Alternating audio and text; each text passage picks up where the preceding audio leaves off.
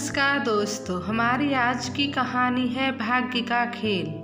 Hall में बैठी शांता जी के बेटा बहू खाना खा रहे थे तो रसोई में काम कर रही शांता जी के पेट में भी अब भूख के मारे कचबुलाहट सी होने लगी। तो उन्होंने जल्दी से काम समेटा और तेजी से आकर टेबल पर अपनी कुर्सी खींचकर बैठ गईं। तो उनकी बहू धमकते हुए बोली, माँ जी, आपसे कितनी बार कहा है कि जब तक खाना खाकर ना उठ जाएं, आप खाने को हाथ मत लगाया कीजिए। उठिए अभी कुर्सी से और हमारे खाने के बाद सारी डाइनिंग टेबल साफ करके ही खाना खाया कीजिए। समझ में नहीं आता आपको? शांता जी ने बेटे की तरफ उम्मीद भरी नज़रों से देखा तो बेटे ने नज़र नीचे झुका ली। तो शांता जी चुपचाप खाने की टेबल से उठकर रसोई में आकर काम समेटने लगी। उनकी आंखों के कोर गीले हो गए थे। बेचारी डायबिटीज की मरीज थी तो भूख भी ज़्यादा लगती थी। शांता जी बार बार रसोई से झांक कर देखती कि बेटे बहू ने खाना खाया या नहीं। तो थोड़ी देर बाद वह रसोई में ही जमीन पर अपना पेट पकड़कर बैठे और इंतजार करने लगी बेटे बहू के खाने का। उसकी आंखों के सामने बार बार अंधेरा छाने लगा। कुछ देर बाद आवाज आई, माँ जी, बर्तन ले जाइए और साफ कीजिए डाइनिंग टेबल। शांता जी तेजी से आई और सारे बर्तन रसोई में ले गईं। तीनों कैसरोल को खोलकर देखा तो उसमें रोटी सब्जी सब खत्म हो चुका था। बस तीसरे कैसरोल में मुट्ठी भर चावल पड़े थे। यह सब देखकर शांता जी की आंखों में आंसू आ गए। चावल खाते ही उनके घुटने और कमर में दर्द बढ़ जाएगा, इसलिए वो चावल नहीं खाती थी।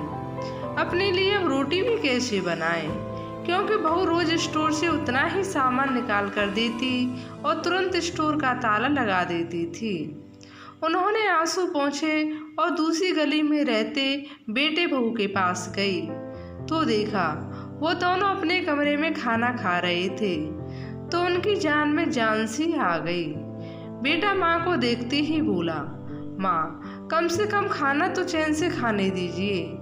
आते ही अपने खर्चे गिनाने लग जाती हैं। शांता जी बड़ी नम आँखों से बोली, बेटा, 2 रोटी पर सब्जी रख कर दे दो, बहुत भूख लगी है। माँ के इतना कहते ही बहू ने अपनी मटर पनीर की सब्जी साइड में छुपा ली। माँ जी, सब्जी तो नहीं है, थोड़ा पहले आना चाहिए था। रोटी खानी हो तो बताइए। शांता जी चुपचाप नम आँखों से 2 रोटी लेकर आने लगी। तो फिर पलट कर पूछा, बहू, थोड़ा दूध मिलेगा क्या? माँ जी, आपको क्या लगता है कि छोटे बेटे के घर में क्या पैसों का झाड़ उठा है कि ऑर्डर देखते ही सब अवेलेबल हो जाएगा? अगर दूध आपको दे दूंगी तो मेरा बच्चा क्या पिएगा? बेटा भी तुनकते हुए बोला, माँ, आप भी हद कर देती हो। कम से कम एक वक्त की रोटी तो चैन से खाने दिया करो। अब जाइए यहाँ से, सारा मज़ा खराब कर दिया खाने का, वरना ये रोटी भी छीन कर रख लूँगी। बहू ने शांता जी को आंख दिखाते हुए कहा। शांता जी अच्छी तरह से जानती थी कि छोटी बहू का बच्चा अभी इतना छोटा है कि वो अभी ऊपर का दूध नहीं पीता।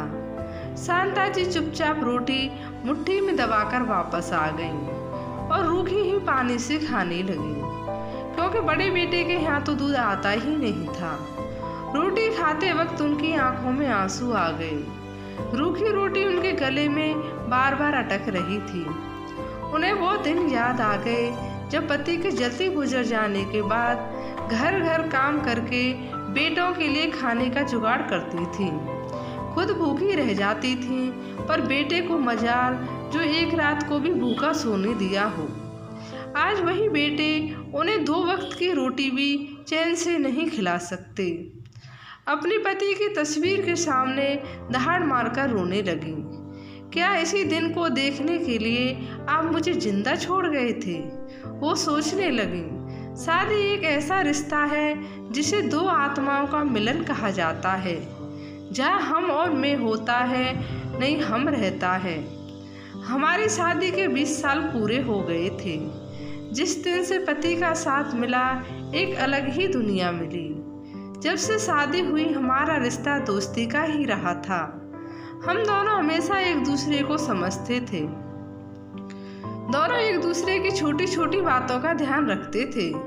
दोनों को मजबूरी में कहीं जाना पड़ता था, मगर एक दूसरे के बिना बहुत मुश्किल होता था।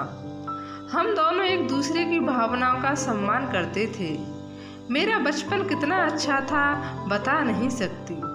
माँ और पापा ने हम सभी भाई बहनों की बहुत अच्छे से परवरिश की, हमेशा अच्छी सीख दी। उनके पद चिन्ह पर चलने से हमेशा हमारा वैवाहिक जीवन इतना सुख में बीत रहा था कि पिया छोड़कर ससुराल आई थी तो बहुत डर लग रहा था कि क्या होगा, कैसे रहूंगी, सब लोग कैसे होंगे। देखा तो जाना ससुराल भी पीहर जैसा था। यहाँ तो सब लोग मुझे बहुत मान प्यार देते थे और प्रकाश जी ने तो पहली रात को ही मेरा हाथ अपने हाथ में लेते हुए कहा, आज से हम सुख और दुख में साथी हैं, दोनों बराबर का साथ निभाएंगे। हम दोनों का जीवन सादा जीवन उच्च विचार होगा।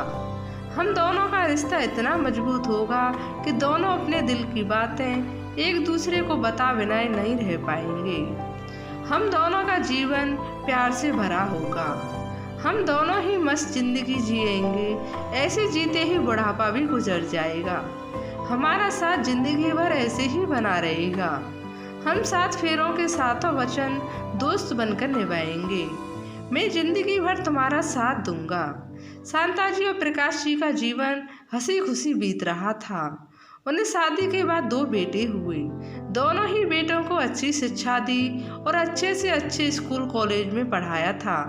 लेकिन एक रात प्रकाश जी बाजार से लौट रहे थे तो कार ने पीछे से उन्हें टक्कर मार दी और उनका एक्सीडेंट हो गया और वो भरी दुनिया में शांता जी को अकेला छोड़कर गए।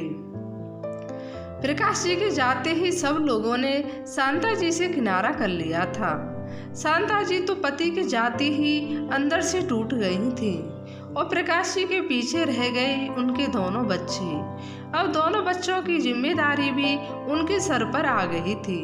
घर घर काम करके बच्चों के कॉलेज की पढ़ाई पूरी करवाई, खुद भूखी रह जाती। उनकी तपस्या रंग लाई और उन दोनों की नौकरियां अच्छी जगह लग गई थीं। बेटों की नौकरियों के बाद शांता जी को उनकी शादी की चिंता सताने लगी तो उन्होंने जैसे तैसे पैसों का जुगाड़ करके दोनों की शादियां करवाईं। बेटों ने शादियां अपने पसंद से की तो उन्हें ज़्यादा मुश्किल नहीं हुई। लेकिन उन्हें क्या पता था कि बेटों की शादी होते ही उनकी ज़िंदगी ऐसा मोड़ ले लेगी कि उन्हें 2 वक्त की रोटी के लिए भी अपने बेटों के आगे हाथ फैलाना पड़ेगा। इतने में बड़ी बहू उनके कमरे में आई और बोली, माँ जी आपको कल सुनील के घर छोड़ आऊँगी। आप तो जानती हैं कि हम कुछ दिनों के लिए बाहर जा रहे हैं, 2 महीने बाद आएंगे और प्लीज़ आप सुनील के यहाँ शिफ्ट हो जाइए। इतना कहते हुए बहू नेहा ने अपने देवर सुनील को फ़ोन मिला दिया, बिना यह जाने कि शांता जी की क्या मर्जी है। हेलो सुनील, कल मैं माँ जी को लेकर आ रही हूँ तुम्हारे यहाँ। माँ जी अब कुछ दिन वहीं रहेंगी। हम दोनों ऑफिस की तरफ से दूर जा रहे हैं और मैं यहाँ इन्हें अकेले घर नहीं छोड़ सकती। इतना कीमती सामान है, क्या पता कहीं बेच दिया तो। बहू की बातें सुनकर शांता जी की आंखें फटी की फटी रह गईं। सुनील ने उधर से जवाब दिया, भाभी शाम को मैं सुजाता को लेकर आता हूँ, उधर आकर बात करता हूँ। तो फिर रात का डिनर तुम दोनों का यहीं रहेगा। ओके भाभी, मिलते हैं। फिर शाम को कहते हुए सुनील ने फ़ोन काट दिया। नेहा शांता जी से बोली, सुनील आ रहा है, अपना सामान तैयार रखिए और इसके साथ चली जाइएगा। ज़्यादा नाकामी करने की ज़रूरत नहीं, समझिए आप। क्योंकि ऐसी बातें सुनकर शांता जी को ऐसा लगा जैसे उनकी गले में फंसी रूखी रोटी गले में ही अटक कर रह गई हो। क्या यह माँ इनको छोड़ देती है जो इनके बाद इनके घर का सामान बेच देगी? उन्होंने जल्दी से अपने आंसू पोंछे और सामान पैक करने लगी। शाम हुई, सुनील अपनी पत्नी सुजाता के साथ घर आया। खाना खाकर सब साथ बैठे तो सुनील बोला, भाभी भैया कुछ दिन माँ को यहाँ रहने दीजिए। आजकल हम दोनों के ऑफिस में बहुत काम होता है, हम तो बबलू का भी ध्यान नहीं रख पाते, फिर माँ का कैसे रखेंगे? कुछ दिनों की बात है बस। नेहा भड़क उठी। सुनील, यह क्या है? हर बात तुम्हारा कोई ना कोई बहाना रहता है। हमारी कोई जिंदगी नहीं क्या? क्या यह गुड़िया हमारे जिम्मे ही पड़ी रहेगी? उनकी नोक झोंक देख शांता जी की आंखों में आंसू आ गए। सच है, समय बदलते देर नहीं लगती। कल तक यही बच्चे माँ की गोद के लिए झगड़ते थे, आज माँ को अपने साथ रखने से कतरा रहे हैं। जिंदगी में कब जाने कौन सा मोड़ आ जाए, कोई नहीं जानता। कुछ समय बाद तय हुआ कि माँ छोटे बेटे के ही यहाँ जाएगी। छोटा बेटा आंख मुंह चढ़ाता हुआ माँ को अपने घर ले गया, लेकिन वहाँ जाकर भी शांता जी को कहाँ चैन की रोटी मिलने वाली थी।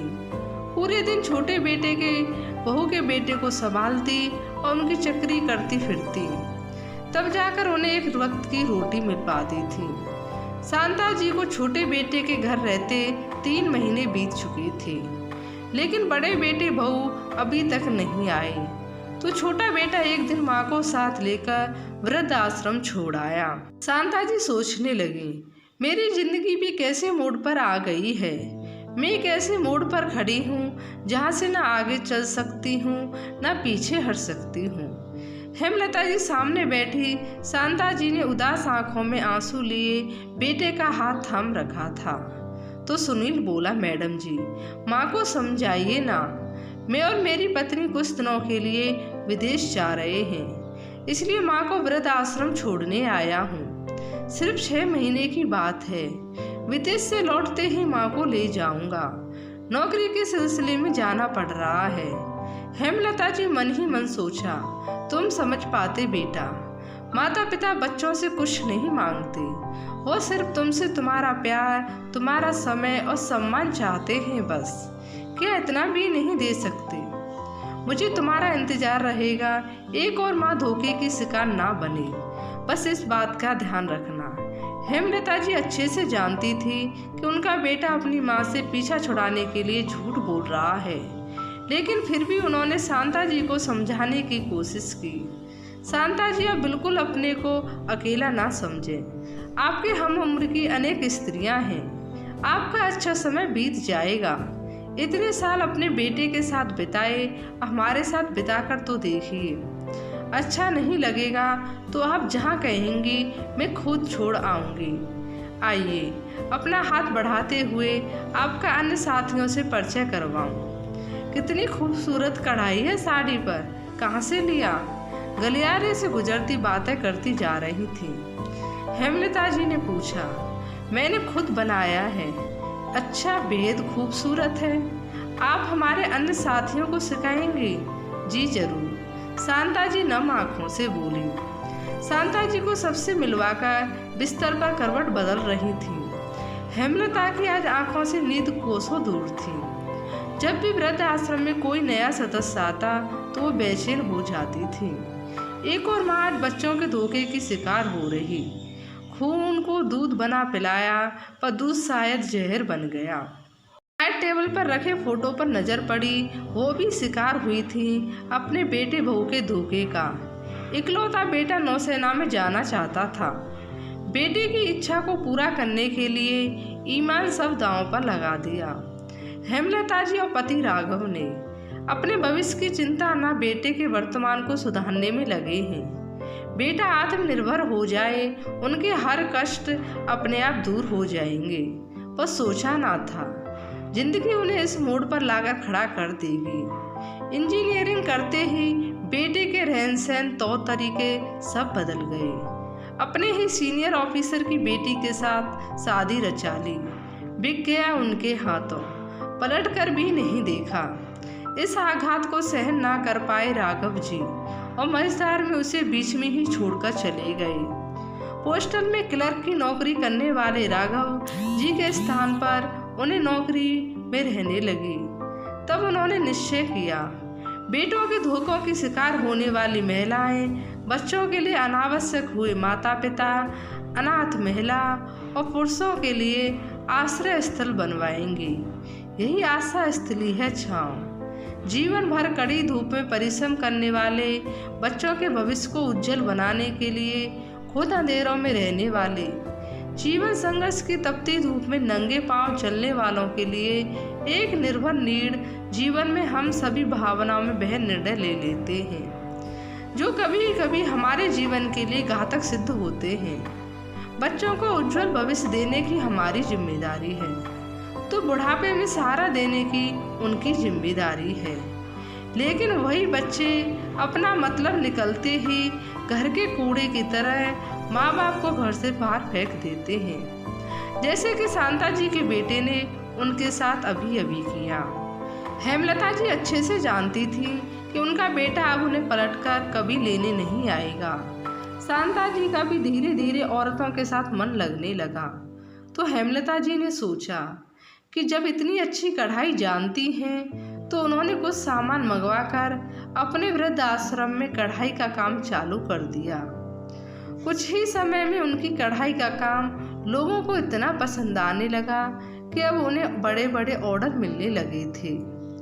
एक दिन शांता जी कमरे में लेटी हुई थी कि तभी किसी दूसरी महिला ने उन्हें आकर कहा, आपसे कोई मिलना चाहता है। शांता जी खुशी से चहकती हुई कमरे से बाहर दौड़ी चली आई। शायद वो अपने बेटों के लिए दौड़कर आई थी, लेकिन सामने बेटे नहीं कोई और था। क्या आप ही हैं शांता जी? जी हाँ, जी धीरे से बोली, मैं एडवोकेट विनय शर्मा हूँ। आपके पति ने शहर में बहुत पहले एक प्लॉट खरीदा था, पूरा 5 बीघा जमीन है, वो सब आपके नाम पर है।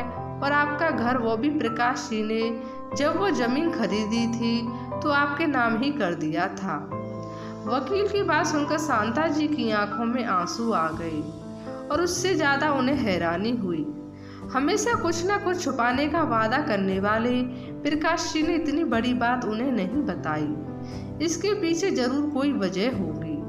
तभी एडवोकेट शर्मा जी ने उन्हें एक लेटर दिया जिसमें लिखा था, मेरी प्रिय शांता, जब यह तोहफा तुम्हें मिलेगा तो तुम खुशी से फूल ही नहीं समाओगी। जानता हूँ तुम्हें धन दौलत से कोई लगाव नहीं, तुम्हें सिर्फ अपनों का साथ और प्यार चाहिए, लेकिन समय का कोई भरोसा नहीं, कब हमारी जिंदगी किसी मोड़ पर आकर खड़ी हो जाए। अगर मैं हमारी शादी की 25वीं शादी सालगिरह तक जिंदा रहा तो हम यह सालगिरह बहुत धूमधाम से मनाएंगे, और अगर नहीं रहा तो मेरा यह तोहफा तुम तक पहुंच जाएगा। अगर हमारे बेटे बहू तुम्हें अपने साथ नहीं रख पाए तो तुम अपनी बाकी की जिंदगी मेरे बिना आराम से जी सकती हो। यह सुनकर शांता जी की आंखों से आंसू बहने लगे। इतने में एडवोकेट शर्मा बोले, लेकिन मैम, अब आपकी उस खरीदी हुई जमीन पर एक हाईवे निकलने जा रहा है, इसलिए गवर्नमेंट ने वो जमीन खरीद ली है, जिसका मुआवजा आपको करोड़ों रुपए मिलेंगे। इतना सुनकर वृद्ध आश्रम की सारी औरतें उनके लिए तालियां बजाने लगी। जब बेटे बहू को माँ के बारे में पता चला कि जिस माँ को गरीब फकीर समझकर उन्होंने घर से बाहर निकाल दिया था, वो आज करोड़ों की मालकिन है। अपने लालच में अंधे चारों बेटे बहू शांता जी के कदमों में गिरकर बोले, माँ, हमसे बहुत बड़ी गलती हो गई, हमें माफ कर दीजिए, जो हमने आपको यहाँ छोड़ दिया। माँ के कदमों में जन्नत होती है। शांता जी समझ चुकी थी कि बेटे बहू के मुंह से आज शहद क्यों टपक रहा है। उन्होंने खुद को जल्दी संभालते हुए हेमलता जी से कहा, मैं नहीं जानती कौन है ये। इतने में वकील साहब भी वहाँ आ पहुँचे और उन्होंने उनके बेटे के हाथ में एक नोटिस पकड़ा दिया। नोटिस देखकर उनके पैरों तले जमीन खिसक गई। जिस घर में तुम लोग रह रहे हो वो शांता जी ने वृद्ध आश्रम के नाम कर दी है। इतना सुनते ही चारों बेटे बहू शांता जी के कदमों में गिरकर गिड़गिड़ाने लगे। माँ, ऐसा मत कीजिए, हम अपनी बीवी और बच्चों को लेकर कहाँ जाएंगे। शांता जी बोली, जब तुम लोगों ने यह नहीं सोचा कि तुम्हारी बूढ़ी माँ इस बुढ़ापे में कहाँ जाएगी तो फिर मैं क्यों सोचूं। इतना कहकर शांता जी वहाँ से चली गई। वृद्ध आश्रम के मैनेजर से बोलकर उन्हें दरवाजे से बाहर निकलवा दिया। मजबूरी में शांता जी के चारों बेटे बहू को वह घर खाली करके जाना पड़ा। शांता जी ने बाकी की धनराशि कुछ अनाथ आश्रम, कुछ वृद्धाश्रम को दान कर दी। धन दौलत आने के बाद शांता जी ने वृद्धाश्रम को नहीं छोड़ा और अपनी कढ़ाई का काम करके वहीं की औरतों के साथ अपना बाकी का जीवन व्यतीत करने लगी और वृद्धाश्रम की मैनेजर को बोल दिया, जब उनका अंतिम समय हो तो उनके बेटे बहू उनके शरीर को हाथ तक ना लगाएं। दोस्तों, आपको इस कहानी के बारे में क्या कहना है? शांता जी ने सही किया या गलत? लाइक और कमेंट करके ज़रूर बताएं। धन्यवाद।